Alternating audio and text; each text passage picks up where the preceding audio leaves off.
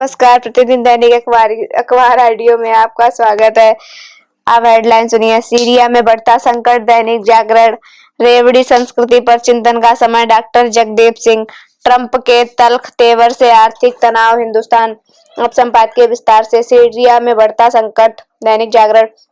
आखिरकार विद्रोहियों ने सीरिया पर कब्जा कर लिया है और वहां के शासक बशर अल असद को देश छोड़ने के लिए विवश किया। विद्रोहियों ने संगठन हयात तहरीर अल-शाम के लड़ाकों ने जिस बिजली की गति से सीरिया की राजधानी दमिश्क को अपने कब्जे में ले लिया, वह हैरान करने वाला है। इस संगठन के लड़ाकों ने 27 नवंबर से अपना अभियान शुरू किया था और पहले अलेप्पो शहर पर कब्जा जमाया और उसके बाद एक शहरों को अपने नियंत्रण में लेते गए और अतीत दमिश्क भी जा पहुंचे। अलेप्पो से लेकर दमिश्क तक उन्हें जिस तरह किसी कड़े प्रतिरोध का सामना नहीं करना पड़ा, उससे ये स्पष्ट होता है कि सीरिया की सेना कमजोर पड़ चुकी थी। सीरिया के लोगों ने विद्रोही लड़ाकों का जिस उत्साह के साथ स्वागत किया, उससे यह भी पता चलता है कि बशर अल असद कहीं अधिक अलोकप्रिय हो गए थे। इस अलोकप्रियता का कारण उनकी सीरिया पर निर्मल ढंग से शासन करना रहा। सीरिया लगभग 13 सालों से अस्थिरता और अशांति से जूझ रहा है।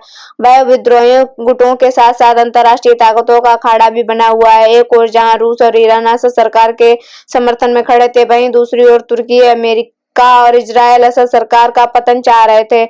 इस बार ईरान और रूस असद की सहायता इसलिए नहीं कर सके क्योंकि जहां ईरान इजराइल के साथ उलझा हुआ था, वहीं रूस यूक्रेन में फंसा हुआ है। सीरिया में विद्रोहियों का कब्जा ईरान के लिए बड़ा झटका है। इसमें संदेह है कि सीरिया ने अपने समर्थन वाली सरकार के पतन के बाद ईरान चैन से बैठेगा। भले ही विद्रोही बिना किसी बड़े रक्तपात के सीरिया में काबिज हो गए हों, लेकिन वहां स्थायी रूप से शांति कायम करने के आसार इसलिए कम है क्योंकि तुर्की सीरिया को अपने ढंग से चलाना चाहता है। इसलिए इसके अतिरिक्त सीरिया के एक हिस्से पर काबिज कुर्द लड़ाके अपनी जमीन छोड़ने के लिए तैयार नहीं, जबकि तुर्की उन्हें अपने लिए खतरे के रूप में देखता है। सीरिया में शांति और अस्थिरता का खतरा इसलिए भी दिख रहा है क्योंकि हयात तहरीर अल-शाम में वस्तुतः वही लड़ाके हैं जो कभी अल-कायदा और इस्लामिक स्टेट के साथ थे। यदि यह संगठन सीरिया में शांति एवं अस्थिरता लाने के बजाय अपने प्रभाव क्षेत्र को बढ़ाने की कोशिश करता है, तो इजराइल और कुर्द विद्रोहियों के साथ उसका टकराव होता है। यह पश्चिम एशिया के देशों को यह सुनिश्चित करना होगा कि हयात तहरीर अल-शाम का सीरिया पर कब्जा जिहादी तत्वों के मनोबल को बढ़ाने का काम न करे, चूंकि इसकी भरी पूरी आशंका है कि सीरिया में जो कुछ हुआ उससे दुनिया भर के जिहादी संगठन बेलगाम हो सकते हैं। इसलिए भारत को सतर्क रहना होगा। इसलिए और भी क्योंकि पाकिस्तान में ऐसे संगठन सक्रियता ही है। बांग्लादेश में भी ऐसे उठाते दिख रहे हैं। रेवड़ी संस्कृति पर चिंतन का समय, डॉक्टर जगदीप सिंह। लेखक राजनीति शास्त्र के प्रोफेसर हैं। महाराष्ट्र में भाजपा के नेतृत्व करने वाले महायुति और झारखंड के जेएमएम को नेतृत्व वाली संगठन की सरकारें अस्तित्व में आ गई हैं। अब बारी विधानसभा चुनाव के दौरान अपने राज्यों के मतदाताओं के किए गए मुफ्त एवं वादों को लागू करने की है। लाड़की बहन योजना, मैया सम्मान योजना, किसानों की कर्ज माफी, मुफ्त बिजली, महिलाओं के लिए मुफ्त बस यात्रा और मुफ्त गैस सिलेंडर जैसे चुनावी वादे महाराष्ट्र और झारखंड में इन दिनों गूंज रहे हैं। विशेषज्ञों का कहना है कि इनके लागू होने के दोनों राज्यों की आर्थिकी बिगड़ सकती है।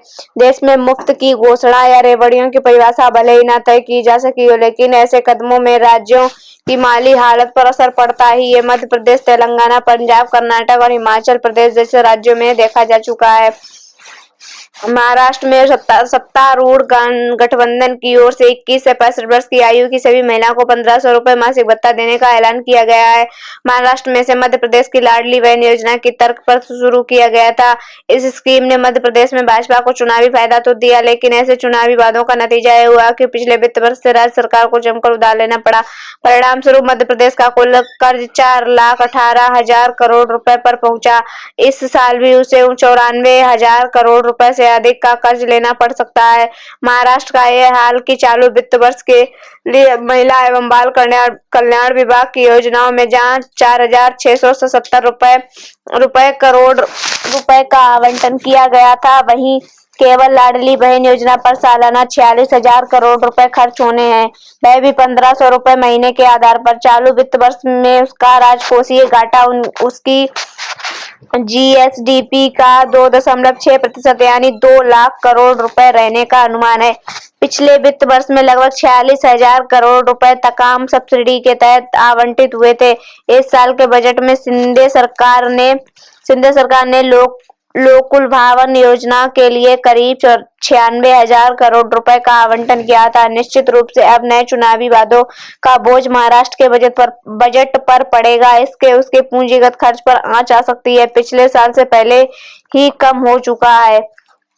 अब इस रेवड़ी संस्कृति पर गंभीरता से चिंतन करने का वक्त आ गया है। इस प्रकार से राजनीतिक दल सरकार के खर्चे पर मतदाताओं को मुफ्त उपहार दे रहे हैं, यानी लोगों को अपने पक्ष में मतदान करने के लिए एक प्रकार से रिश्वत दे रहे हैं। ऐसा करना राज्यों की आर्थिक स्थिति के लिहाज से भी उचित नहीं है। मतदाताओं को मुफ्त में सुविधाएं एवं उपहार देने के अंततः सरकारी खजाने पर असर पड़ता है। सुप्रीम कोर्ट ने भी कहा है कि कोई भी मुफ्त वितरण वास्तव में सभी लोगों पर असर डालता है। ऐसे में निष्पक्ष एवं स्वतंत्र चुनाव नहीं हो पाते। इसलिए अपनी कमाई से ज्यादा खर्च करना और उसके लिए घातक साबित होना श्रीलंका इसका उदाहरण है। इसके आर्थिक पतन का कारण वहां के राजनीतिक दलों द्वारा लोगों को दिए गए मुफ्त उपहार हैं। कोई आय न होने के बाद भी मुफ्त योजनाओं की घोषणा करना देश के आर्थिक स्वास्थ्य की दृष्टि से उचित नहीं है। आमदनी की कोई ठोस योजना न होने के बाद भी राजनीतिक दल लोकलुभावन घोषणाओं कर जनता को छलने का कार्य कर रहे हैं। किसी वर्ग विशेष को मुफ्त की योजनाएं देकर जनता के विशेष वर्ग पर टैक्स का भार डाला जा रहा है। इसलिए देश के राजनीतिक दलों को इससे एक गलत परंपरा समझकर रोक देना चाहिए। सुप्रीम कोर्ट और चुनाव आयोग को भी राजनीतिक दलों को इस तरह की घोषणाएं करने के रोक पर विचार करना चाहिए। चुनाव प्रचार के दौरान वादे करते हुए राजनीतिक दलों द्वारा केवल राजनीतिक पहलू पर विचार करना बुद्धिमानी नहीं है। देश की आर्थिक स्थिति को भी ध्यान में रखना जरूरी है, क्योंकि बजटीय आवंटन और संसाधन सीमित हैं। ट्रंप के तल्ख तेवर से आर्थिक तनाव हिंदुस्तान। आलोक जोशी, वरिष्ठ पत्रकार। अमेरिका का राष्ट्रपति दुनिया का सबसे ताकतवर आदमी होता है। जो लोग भूल गए थे उन्हें भी यह बात याद दिला दी गई। अमेरिकी राष्ट्रपति चुनाव के नतीजे आने के बाद डोनाल्ड ट्रंप ने अभी राष्ट्रपति का पदभार संभाला भी नहीं है, मगर उनके बयान दुनिया भर में हंगामा मचा रहे हैं। सरकारें और कारोबारी हिसाब लगा रहे हैं कि अब की बार ट्रंप सरकार का कहां किस पर कितना असर होने जा रहा है। सबसे ज्यादा फिक्र उन देशों के सरकारों को है जिनके ट्रंप के रिश्ते ठीक से नहीं रहने की आशंका, या फिर अंतर्राष्ट्रीय कारोबार में लगे बड़े व्यापारियों को जिनके कारोबार पर ट्रंप की छाया पड़ सकती है। डोनाल्ड ट्रंप यूं भी खुला खेल फर्रुखाबादी वाले इंतजाम में काम करने के लिए जाने जाते हैं, और इस बार तो खास यह है कि उनका आखिरी कार्यकाल है, यानी अगली बार चुनाव लड़ने या जीतने की कोई फिक्र उन्हें नहीं है। इसलिए इस बार ट्रंप की नीतियां कुछ इस अंदाज में होगी जिनसे वह इतिहास पर अपनी छाप छोड़ सकें, अपनी अधूरी इच्छाएं पूरी कर सकें, या कहें तो एक विरासत तैयार कर सकें। ट्रंप खास तौर पर अमेरिकी उद्योग, व्यापार व रोजगार पर जोर देते हैं और उन्हें चुनाव जीतने के साथ ही कारोबार के मोर्चे पर ऐलाने जंग भी कर दिया है। ट्रंप ने बाकायदा चेतावनी दे दी है कि राष्ट्रपति बनने के साथ ही यानी पहले ही दिन वह चीन, कनाडा और मैक्सिको से आयात पर कर यानी टैरिफ बढ़ाने के आदेश पर दस्तखत करेंगे। उनका कहना है कि शपथ लेने के तुरंत बाद वह एक आदेश जारी करेंगे जिसमें कनाडा और मैक्सिको से आने वाली सभी वस्तुओं पर 25% अतिरिक्त ड्यूटी लगाई जाएगी। चीन पर जो भी अतिरिक्त ड्यूटी लगेगी उसके ऊपर वह 10% ड्यूटी और लगाएंगे। उनका कहना है कि ऐसा वह अमेरिका में नशीली दवाओं और तस्करी, अवैध घुसपैठ रोकने के लिए करेंगे। यह कोई मामूली मसला नहीं है। अमेरिका में विदेश व्यापार का सबसे बड़ा हिस्सा इन 3 देशों के साथ ही होता है। अमेरिका दुनिया का सबसे अमीर देश ही नहीं है, वह दुनिया का सबसे बड़ा खरीदार या आयातक भी है। हर साल लगभग 3,60,000 करोड़ डॉलर या 3.6 ट्रिलियन का जो आयात अमेरिका करता है, उसमें से 40% हिस्सेदारी इन तीनों की होती है। मतलब जिस ड्यूटी की बात हो रही है वह लगभग 1.44 लाख करोड़ डॉलर के कारोबार पर असर डालने वाली बात है। हालांकि ट्रंप ने इस धमकी के बाद कनाडा के प्रधानमंत्री से बात भी की और मैक्सिको की सरकार की तरफ से भी बयान आ चुके हैं कि वह अवैध घुसपैठ रोकने की तलाश में है। चीन की सरकार हालांकि यह भी कह रही है कि वह नशीली दवाओं की तस्करी रोकने के लिए पर्याप्त कदम उठा रही है, लेकिन साथ ही उसका यह भी कहना है कि व्यापार के मोर्चे पर जंग छिड़ी तो इससे किसी को भी फायदा नहीं होगा। इस बात में दम है, क्योंकि आयात शुल्क बढ़ने का असर सिर्फ दूसरे देश पर ही नहीं बल्कि खुद अपने नागरिकों पर भी असर होता है। मिसाल के लिए अगर $1 लाख के आयात पर 25% आयात शुल्क लग जाए तो खरीदार के लिए वह सामान $1.25 लाख का हो जाएगा। इसकी वजह से लोग खरीदना कम कर सकते हैं, जिसका असर फिर निर्यात करने वाले देश पर होगा। चुनावी रैलियों में तो ट्रंप चीन और मेक्सिको की आयात पर 100% शुल्क लगाने की धमकी दे चुके हैं। इन देशों के लिए चिंता का मामला भी है, क्योंकि पिछले साल मेक्सिको ने जितना भी निर्यात किया उसका 80% और कनाडा के निर्यात का 75% अमेरिका का हो ही गया है।